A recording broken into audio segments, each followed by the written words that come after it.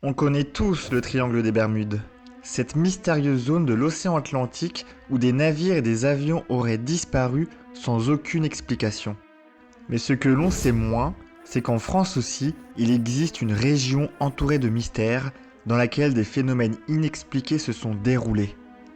Un territoire sauvage, hostile, battu par les tempêtes et les brouillards. Un endroit où des voyageurs se seraient volatilisés, où des avions se sont écrasés, et où certains habitants parlent encore aujourd'hui d'une véritable zone maudite. Bienvenue dans le triangle de la Burle.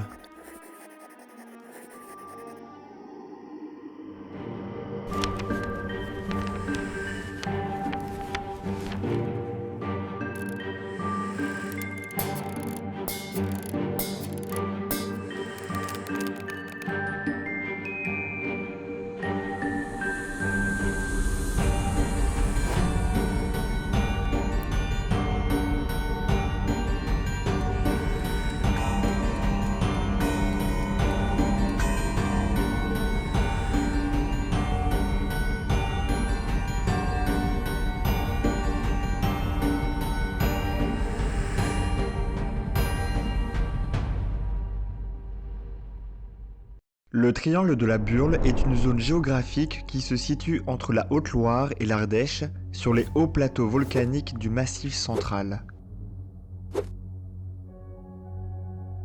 Une région sauvage, marquée par des hivers particulièrement violents.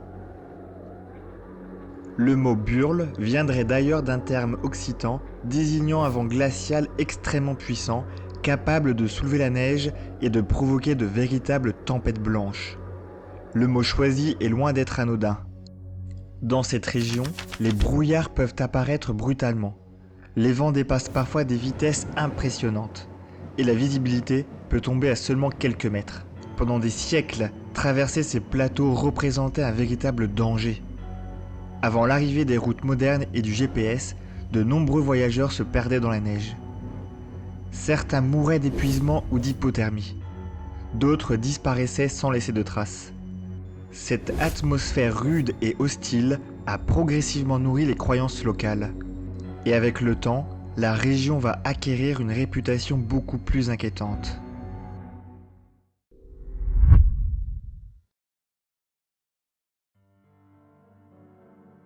C'est au cours du XXe siècle que le triangle de la Burle commence réellement à faire parler de lui.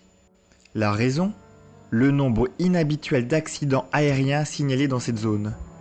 En effet, le triangle de la Burle détiendrait le triste record des catastrophes aériennes en France. Depuis les années 1940, près de 80 accidents, dont de nombreux mortels, ont eu lieu dans cette région. Si la zone connaît ses premiers accidents d'avion dans les années 1930, c'est durant la Seconde Guerre mondiale que débute la légende du triangle de la Burle. Plusieurs avions connaissent des avaries en survolant la zone et les accidents se multiplient. Le relief montagneux, les tempêtes soudaines et les brouillards épais rendent les conditions de vol particulièrement complexes. Mais pour certains, les explications météorologiques ne suffisent pas, car plusieurs accidents restent entourés de mystères. Des pilotes expérimentés auraient perdu tout repère. Des appareils auraient disparu des radars dans des circonstances troublantes. Et certains témoins affirment avoir observé des phénomènes lumineux inhabituels dans le ciel avant certains crashs. C'est à partir de là que les médias commencent à comparer cette région au célèbre triangle des Bermudes. Parmi les victimes des nombreux crashs survenus dans la région, certaines personnalités importantes de l'époque sont régulièrement citées. On évoque notamment Kathleen Kennedy, sœur du 35e président des États-Unis, morte dans un accident d'avion en 1948 dans le Massif central. Plusieurs militaires, pilotes expérimentés, scientifiques et hauts responsables auraient également perdu la vie dans des accidents survenus dans cette zone, notamment lors du crash de 1971, impliquant des spécialistes français liés au domaine nucléaire.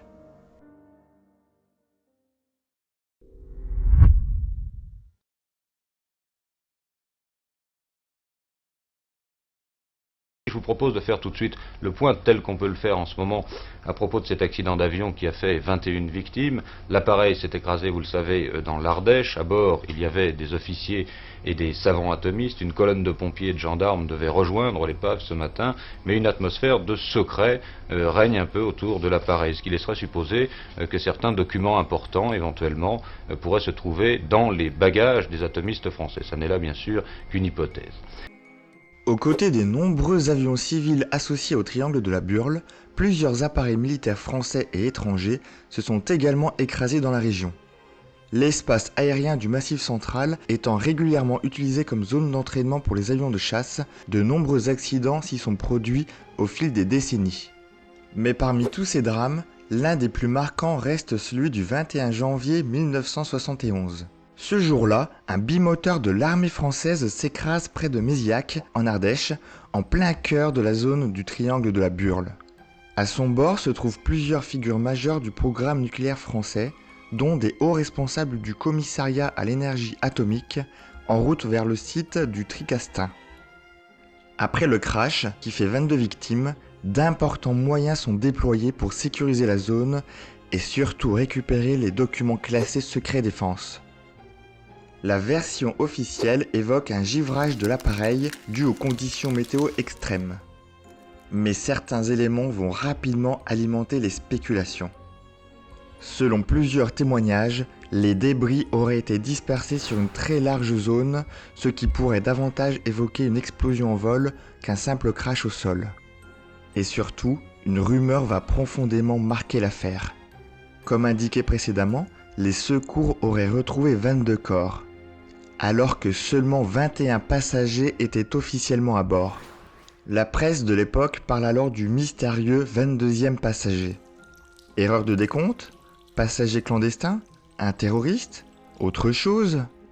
L'affaire ne sera jamais totalement élucidée et reste aujourd'hui l'un des plus grands mystères du triangle de la Burle.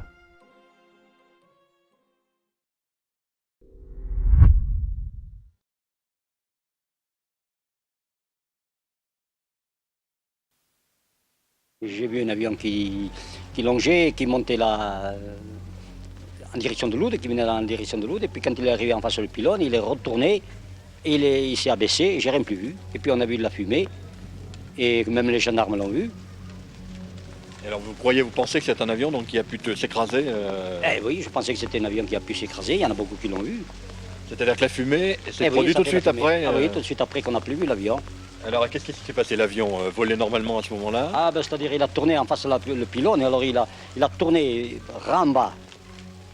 Il rasait le bois, alors je ne l'ai plus vu sortir. C'est pour ça, quand j'ai vu la fumée, alors j'ai dit, il doit y avoir quelque chose. L'un des phénomènes les plus étranges liés au triangle de la Burle concerne ce que certains surnomment les avions fantômes. Depuis des décennies, plusieurs témoins affirment avoir observé des avions volant anormalement bas, comme sur le point de s'écraser, avant de disparaître soudainement. Et l'affaire la plus célèbre remonte au 18 décembre 1980.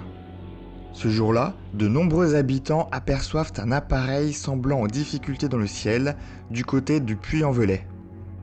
Certains témoins parlent même d'une importante colonne de fumée noire. Très rapidement, le plan SATER utilisé pour les recherches aériennes est déclenché. Les secours se rendent sur place. Des agriculteurs et des automobilistes s'arrêtent pour observer la scène. Mais lorsqu'un hélicoptère survole finalement la zone, rien. Aucun débris, aucune trace d'impact, aucun avion. Comme si l'appareil aperçu par des dizaines de témoins n'avait jamais existé.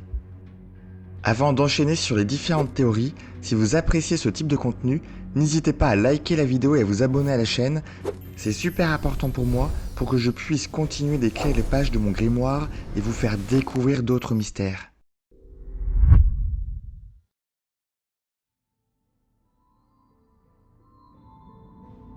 L'une des théories les plus populaires concerne d'éventuelles perturbations électromagnétiques.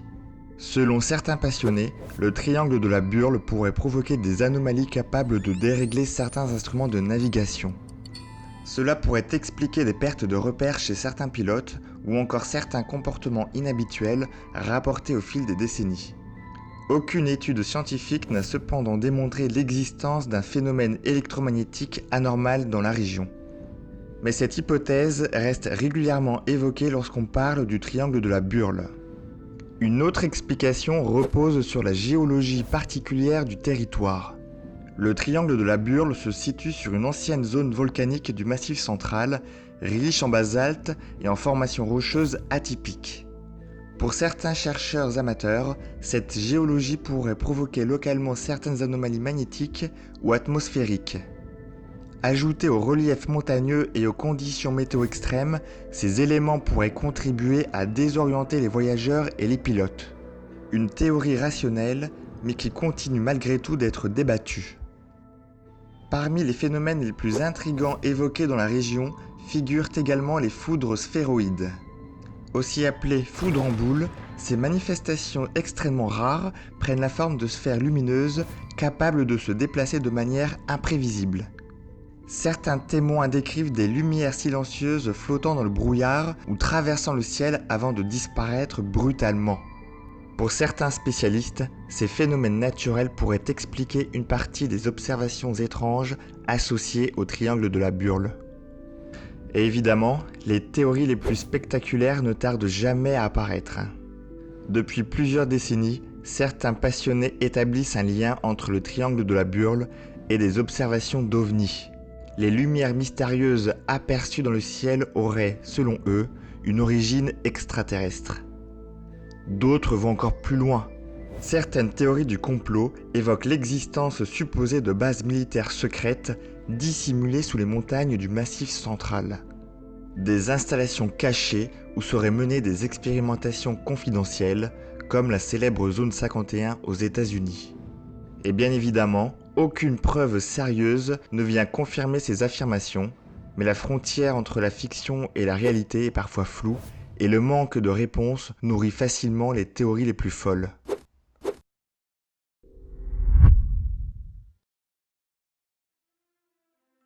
Bien avant les histoires d'avions et de phénomènes lumineux, la région possédait déjà ses propres légendes.